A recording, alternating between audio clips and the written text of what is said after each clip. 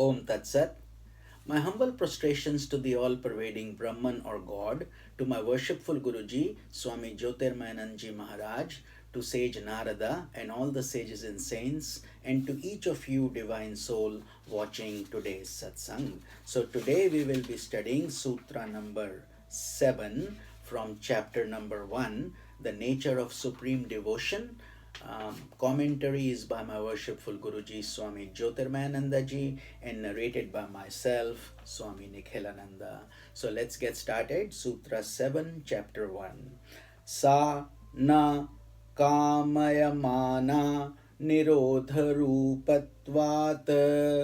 Again, sa na kamayamana nirodharupatvat. Meaning, supreme devotion is bereft of any trace of lust because it is of the nature of renunciation. So, it is a very important sutra because Brahmacharya is the focus here, or celibacy, and it's very important we understand this in order to develop parabhakti. So supreme devotion is not to be lusted after, like we run after the worldly things. A devotee is completely free from the illusion of worldly desires. All kama means desires, but in this context, the special focus is on the desire for sex, because that is such a prevalent desire for most people, where they try to find gratification through this basic urge. So in the general term, kama, as we said, refers to all worldly desires. But when you restrict it, it means the lust for passion, for sex pleasure. That is what Brahmacharya in essence means. Brahma means God, Acharya means every action that you do should be holy. And therefore, it is walking on the path of Brahman. But if you restrict it, it means sex celibacy, restraining from sexual pleasure, because we know that the more the senses are agitated, the more they would want gratification. And it's just like pouring butter on fire. The more butter you put, the more the fire will continue to blaze. And we know by personal experience that it does not give us satisfaction in the end. It gives us pleasure, and then the desires continue. It's never satiated. So therefore, a practitioner on this path must clearly understand the difference between kama and prem. Kama is desire oriented, it is born of ignorance, it is more sense focused, and it leads to hate, anger, jealousy, greed, infatuation, etc. And that is why we are supposed to stay away from kama. It's like a mirage. It creates an illusion, but it does not satiate you, doesn't satisfy you. Whereas prem is a beautiful word. In Hindi, actually, it's just dhai akshar, par, and half a letter. So in only 2.5 letters, we spell prem, which means divine love. It's the light that dispels darkness. It promotes the development of divine qualities. You become more compassionate. You become more universal. You always speak the truth. Purity, contentment, humility, all these beautiful fragrance of different flowers starts to come in you. And that is prem. Whereas lust, as we just described, or kama, is more of agitation and worldly pleasure. So we are supposed to, on this path, develop prem. Sana kamaya mana. So not the kama. Sage Narada is clearly guiding us, because it is so easy for us to take the wrong path, and we think we are walking on the holy path. No such thing. In the Gita, Lord Krishna tells of the 3 gates to hell. Kama, which is lust, krodha, anger, and lobha, greed. So these 3 are the gates to hell. So if we really are serious and we want to take our spirituality to the next dimension, we have to be paying great attention. Kama modifies itself into anger. If it's not if your kama desire is not satisfied, it results in anger and greed, and therefore it is considered as one of the foremost enemies of the spiritual seekers. Therefore, initially the speakers are taught to stay away from sense pleasures and etc., to build their spiritual muscle, etc. Lord Krishna further says that this enemy kama, it resides not only in one place but in three places, so it becomes a little hard to control this desire. It resides in the senses, in the mind, and in the intellect, and it shifts around. So on the spiritual path, the senses must be controlled by the mind, and the mind in turn controlled by the purified intellect, because if the intellect itself is intoxicated, drunk, it will take the chariot in a ditch, and it will not help. So therefore the purification process of through divine love is required. And then devotion destroys ignorance. So the more devoted you get, the more light you start to see, and that is the very basis. So that is important for us to understand, that the urge, the basic urge, whether we call it the sexual urge or the desire for pleasures and so on, is a for that matter, we are trying to perfect ourselves. Why does this urge come? This is to kind of try to make us whole, right? The urge is trying to give us satisfaction. That's why we are running after that urge. But we are going in it the wrong way. The direction is not the right process through kama, because we think this will give us happiness. But the happiness is coming from within you. So it's more like an illusion. We keep running after the illusion to satisfy our basic urges, and then we wonder why we are not growing spiritually, why we are not evolving. So to evolve, we have to understand and go to the root that is within you. You don't have to look at things, material possessions and things from the outside to make you whole. You are already whole. You just need to go within.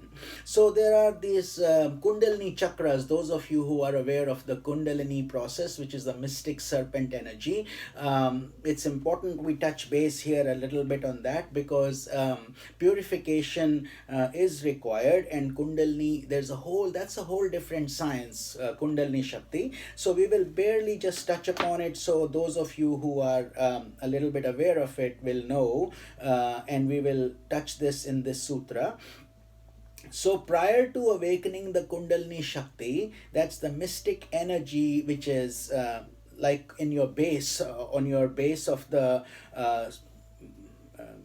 spinal column, at the very bottom is a snake energy in 3.5 coils, and that's the Prakriti Shakti, Maya Devi, or the goddess. And then Lord Shiva resides in the Sahasrara chakra, or at the top of your head. And then there are these pathways and channels through in your spinal column, and they are Mooladhara, Swadhisthana, Manipur, Anahata, Vishuddhi, Agya, and Sahasrar. So these chakras are slowly pierced as you progress spiritually. So for the most people of the world, the first 3 chakras, which are the Mooladhara, which is the earth plane, Swadhisthana, the water plane, and the Manipura, the fire center, so that's in your navel. Most of the people generally, whether they know about Kundalini or not, their Kundalini resides in these areas, because they are more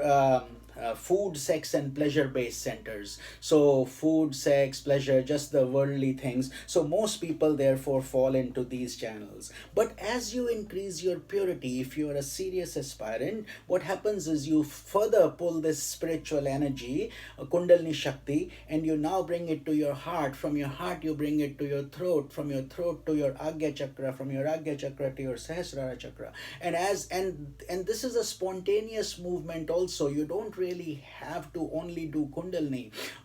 If you are doing Bhakti or Jnana, Kundalini, the point is, with purity these things automatically happen. So these are universal laws, and as you start purifying, you will start experiencing more peace, more happiness, more joy, more bliss. Whether you are a Bhakta or a Jnani, it doesn't matter. You will experience this process, whether you're practicing Kundalini Yoga or not. Kundalini is still working. It's like water, a chemist or somebody who studied chemistry will know a water has H2O, two atoms of hydrogen, one atom of oxygen, and so on. But and a farmer may not know that, like somebody who's totally uneducated maybe, or who has not studied this. Both of them are drinking the same water and satisfying their needs, isn't it? One just knows the components in it, one doesn't. So similarly, all these energy centers operate, doesn't matter whether we are educated or not, or literate or not, they help us regardless, and that's the important thing for us to know. So as we purity increases, the Kundalini Shakti will shift to Anahata, where you start feeling expansion and peace and so on. And then as you further increase it, it will even come to your Agya Chakra and between your eyebrows, and then it will reveal itself in an undistorted form. Some of them even meditate for a while, and then they can see the flame, which is totally steady for a long time. So that all happens with your penance, tapasya, sincerity, and your love for God. That's the main thing. So when that happens, eventually it can go through the Sahasrara chakra, which is the top of your head, and from there you start experiencing the divine nectar, and your whole body is filled with bliss. And then you experience extreme parabhakti. So that is parabhakti, means a high level of bhakti, not just natural regular devotion, just going to your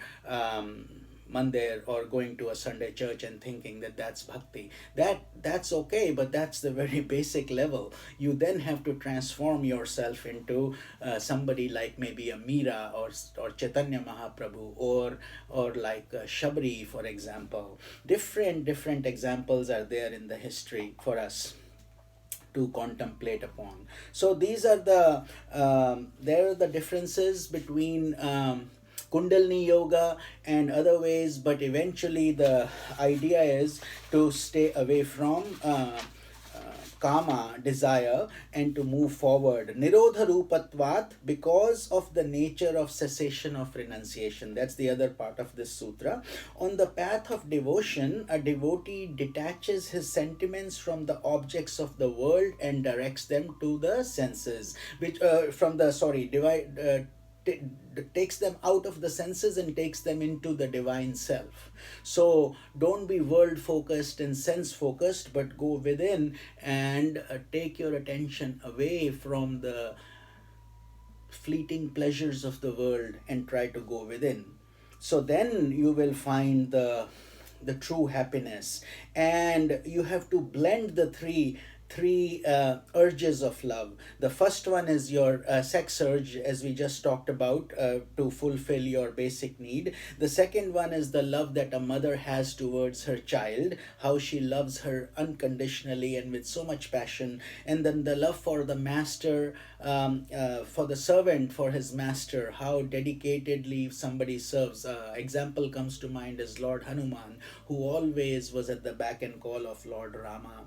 And the love between friends, where two friends just are totally sincere and love each other. So you have to combine all these energies and direct them towards God if we want parabhakti to come up. Otherwise, if we scatter all these energies in different areas, we will just find little flickers of lightning, little flickers of pleasure and happiness, and then then it'll all go away quickly. So if you want it to be permanent and you want that bliss, you have to pay the toll, you have to pay the price to get to that. And then all the sages and saints guide us. It is very much worth it, because the happiness that you will experience out of it is more than anything anybody can ever express or narrate. It has to be actually experienced. So movement on the spiritual path is characterized by increasing spiritualization of one's personality. That's called nyasa, shuddhikaran, or purification, and constant renunciation of egoistic values of life, which is nirodha, purification. Just like we don't wear dirty clothes, we want to wash and have clean clothes. We don't eat in dirty dishes, we want to have a clean dish when we eat. Similarly, we want a clean and a pure heart. We don't want a dirty heart to pray. So if it's filled with all kinds of lust and passion and mean and worldly values, how can we have room for God? So therefore we start creating more room, and we do that by our constant japa, meditation, practice, etc.